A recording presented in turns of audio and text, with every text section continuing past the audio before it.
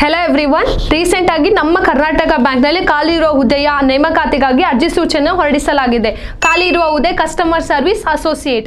ಈ ಹುದ್ದೆಗೆ ಅರ್ಜಿ ಸಲ್ಲಿಸಬೇಕೆಂದರೆ ಎಜುಕೇಶನಲ್ ಕ್ವಾಲಿಫಿಕೇಶನ್ ಡಿಗ್ರಿಯನ್ನು ಮುಗಿಸಿರಬೇಕು. ನೆಕ್ಸ್ಟ್, ವಯೋಮಿತಿ ನೋಡೋದಾಗಿದ್ರೆ ಮ್ಯಾಕ್ಸಿಮಮ್ 26 ಇಯರ್ಸ್ ಆಗಿರುತ್ತದೆ ಹಾಗೂ ST ಅಭ್ಯರ್ಥಿಗಳಿಗೆ 5 ವರ್ಷದ ವಯೋಮಿತಿ ಸಡಲಿಕೆ ನೀಡಲಾಗಿದೆ. ನೆಕ್ಸ್ಟ್, ಪ್ರಮುಖ ದಿನಾಂಕ ನೋಡೋದಾಗಿದ್ರೆ ಅರ್ಜಿ ಪ್ರಾರಂಭ ದಿನಾಂಕ ನವೆಂಬರ್ 20 ಹಾಗೂ ಅರ್ಜಿಯ ಕೊನೆಯ ದಿನಾಂಕ ನವೆಂಬರ್ 30 ಆಗಿರುತ್ತದೆ.